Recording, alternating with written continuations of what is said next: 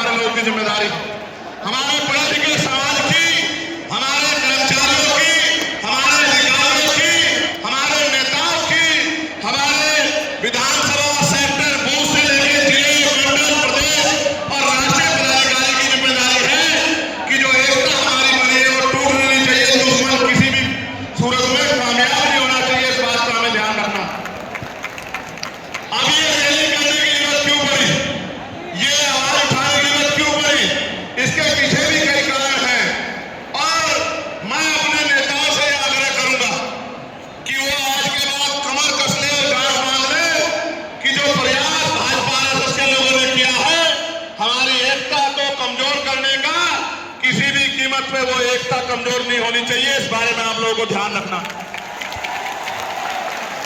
इस देश में वो लोग भी शासन सत्ता में हैं जिनकी आबादी लोकतंत्र में मुट्ठी भर है, जिनकी आबादी 85% है, वो इसी साजिशों के कारण, एकजुट न हो पाने के कारण इस देश में गुलामों जैसी जिंदगी जीने के लिए मजबूर है। मैं बात कर रहा हूं शेड्यूल कास्ट के लोगों की, मैं बात कर रहा हूं शेड्यूल ट्राइब के लोगों की, मैं बात कर रहा हूं अन्य पिछड़े वर्ग के लोगों की, मैं बात कर रहा हूं मुस्लिम की, जैन की, सिख, तमाम लोगों की जिनको आज भारत में सम्मान की जिंदगी नहीं मिल पा रही। मैं बात कर रहा हूं किसानों की, मैं बात कर रहा हूं मजदूरों की, मैं जो विषय है उसमें अपनी बात रखूंगा। फिर मुझे अपने दिल की बात आपको कहनी है। पहला इकट्ठा हुए हैं उसमें हम लोग क्या कर, सबसे पहले उसमें मैं अपनी बात रखूंगा। हमारी 1931 के बाद कोई जनगणना नहीं हुई है। जब तक जनगणना नहीं होगी तो ये नहीं पता लगेगा कि schedule caste, schedule tribe, backward के लोगों को कितनी उनकी आबादी और कितना सम्मान उनको मिल रहा है, कितनी हिस्सेदारी उनको मिल रही है। तो केंद्र सरकार जल्द से जल्द जातिगत जनगणना कराए। जब तक जातिगत जनगणना नहीं होगी तब तक सबसे पहले स्पष्ट ही नहीं होगा जो आज षड्यंत्र किया गया है और कुछ लोगों को जानबूझ के उनके मुंह से कहलवाया जा रहा है कि ऐसा ये लोग खा रहे हैं, इस जाति का ऐसा ये लोग खा रहे हैं। मैं चंद्रशेखर आजाद बहुजन समाज के सामने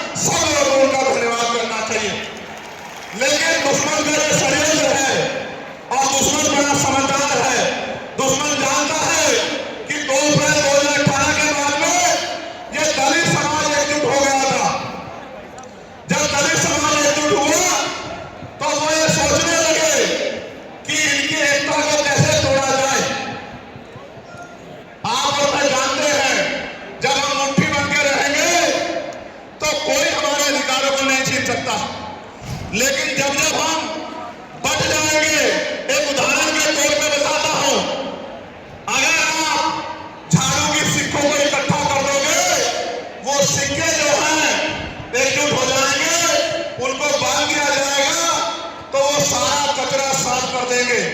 लेकिन अगर वो जो सिक्के होते हैं, अगर आपने उनको अलग अलग कर दिया तो वो कचरा साफ नहीं कर पाएंगे, वो खुद कचरा बन जाएंगे, उनकी कोई हैसियत नहीं बनेगी। इसलिए हमारे महापुरुषों ने बहुजन समाज में भाईचारे की बात की। और आप महसूस करो, बाबा साहब अम्बेडकर ने क्या नारा दिया? शिक्षित बनो, संगठित रहो और संघर्ष करो। हमें शिक्षित भी बनना है, संगठित भी होना है और अपने विरोधियों बैरियों के खिलाफ संघर्ष भी करना है, अपने अधिकारों के लिए संघर्ष भी करना है। मैं जब देश के बाहर गया तो मैंने देखा कि वो लोग तरक्की कर रहे हैं, उनकी जिंदगी खुशहाल है, उनकी जिंदगी अच्छी बन रही है। लेकिन उनकी जिंदगी तो अच्छी बन रही है, लेकिन 75 साल की आजादी के बाद आज भी भारत में 80% लोग ऐसे हैं जो रोटी कपड़ा मकान से वंचित हैं, जिनको इज्जत की जिंदगी नहीं मिल रही। तो मैं देख रहा था, मुझे बड़ी खुशी हो रही थी, लेकिन जब मैं भारत की तरफ देखता हूं तो बड़ी निराशा हाथ लगती है।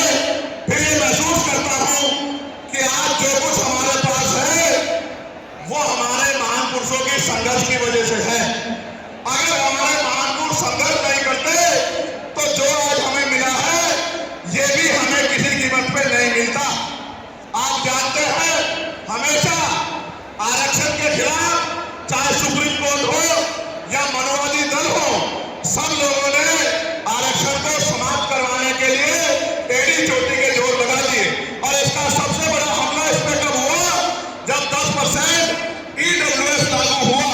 मुझे माफी चाहते हुए कहना है कि हमारे दलों ने भी हाथ उठा के जो हमारे पूर्व के दल का समर्थन किया, जबकि वो आरक्षण पे सबसे बड़ा हमला था।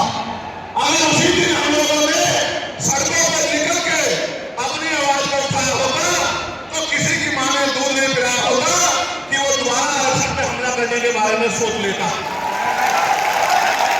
ये भाजपा के लोग जो सत्ता में बैठे हैं, इन्होंने वोट पाने से हमसे भी धर्म के नाम पे, भाईचारे के नाम पे, लेकिन सत्ता में आके लोग अपने लोगों का काम करने लगे, अपने महापुरुषों की विचारधारा को आगे बढ़ाने लगे और हम लोग रोटी के लिए मोहताज लोग, जुल्म जाति के शिकार लोग परेशानी की जिंदगी जीने लगे।